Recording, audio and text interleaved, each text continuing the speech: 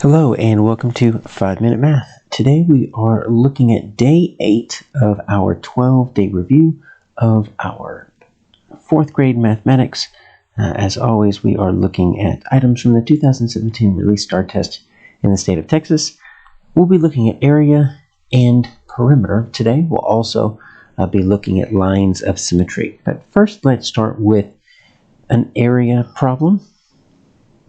And the only issue with this is that, well, first off, we need to use our equation of area equals length times width. And so if this were a problem you were doing on a test, this would be provided on a formula chart. So length times width. But this was actually originally provided to students on a piece of paper. It's been shrunk to fit on the screen, so we can't use normal measurements.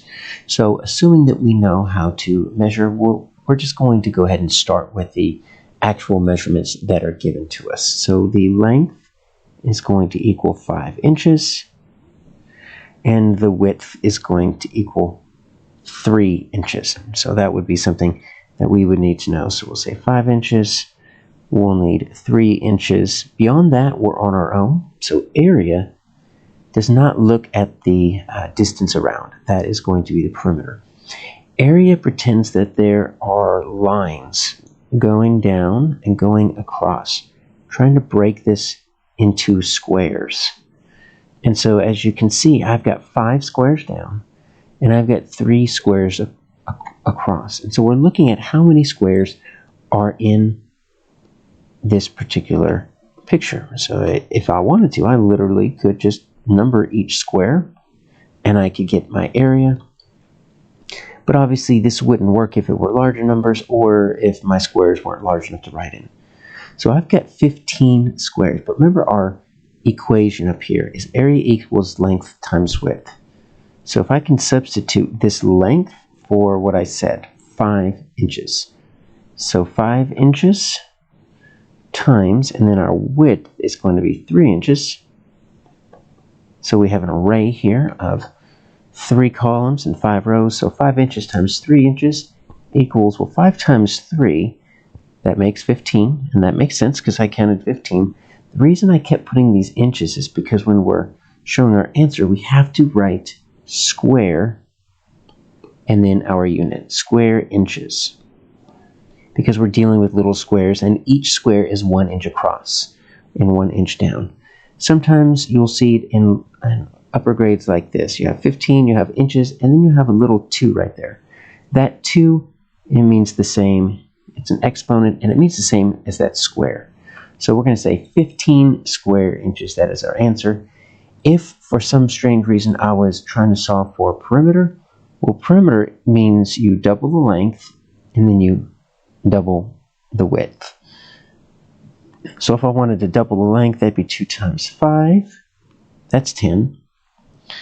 And then 2 times 3, that's 6, which makes 16, which is where that answer comes from.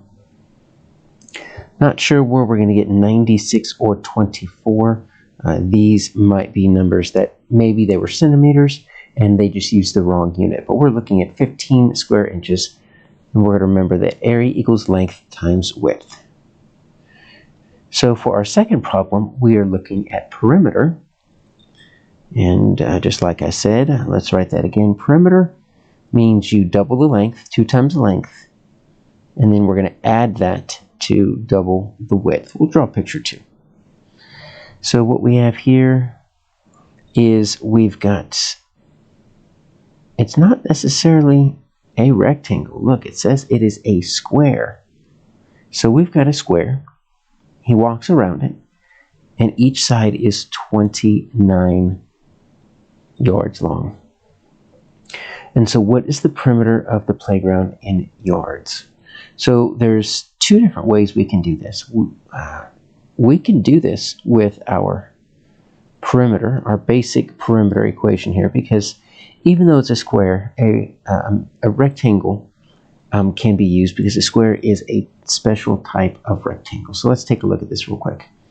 P equals 2 times 29, because my length is 29, plus 2 times 29 because my width is 29. So what is double of 29 is going to be, well, double of 30 is 60, so that's going to be 58 plus another 58. So the perimeter is going to equal 116, and then we've got to bring our yards back in. Not square yards, just regular old yards, 116 yards. But since this is a square, basically, instead of doing double the length and double the width, the perimeter of a square has its own special equation, 4 times s. This s means the side, because rather than doing double the 29 and double the 29, I could just multiply it by 4. Since each side is the exact same, I'm just doing 29 plus 29 plus 29 plus 29. So perimeter would just be take your side, multiply it by 4, because I've got 4 29s. So if I did 29 times 4, that's going to be 36, that's going to be 8, that's 11.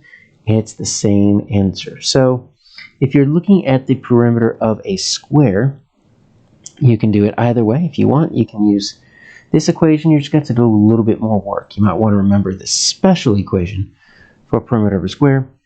And on this particular item in this year, it was a free response item. That means there's no A, B, C, or D to choose from, so the students would have had to bubble in 100, not 19, 116. There we go.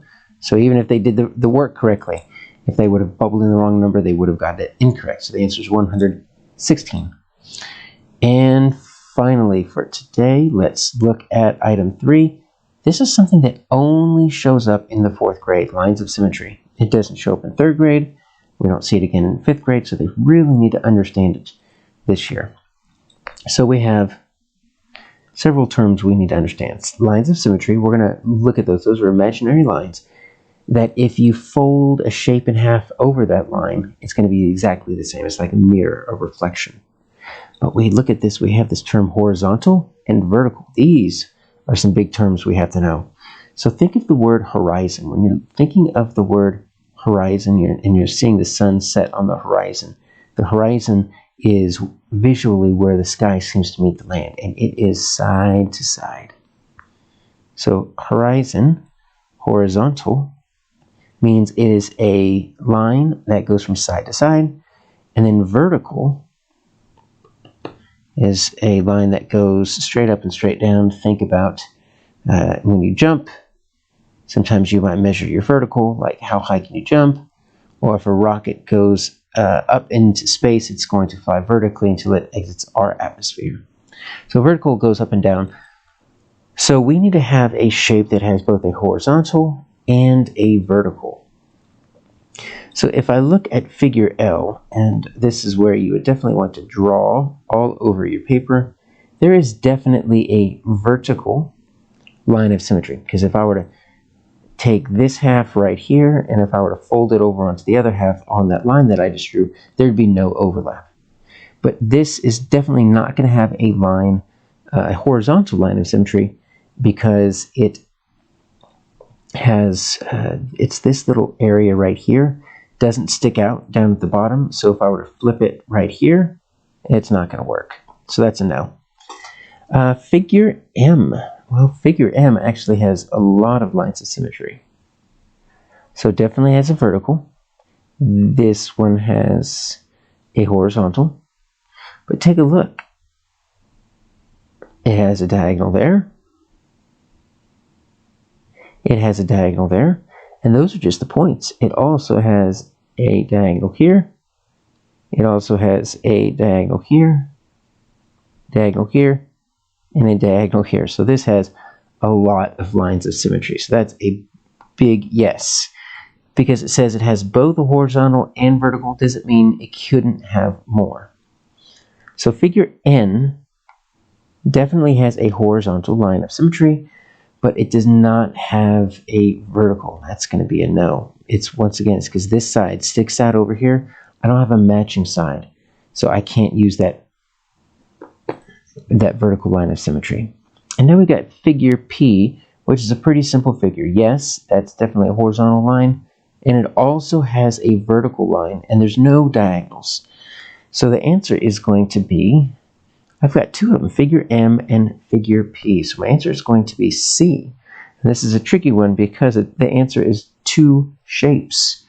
And so you can see how figure M might confuse some people if we're not looking at P. Figure L and N are the wrong ones.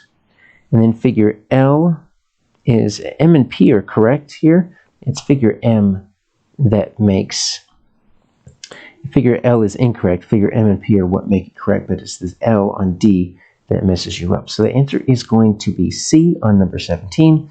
So that's it for day 8. If you would like to learn more, you can go to my website, aarondaffern.com, and you can look for the post that's labeled 4th grade math review, day 9.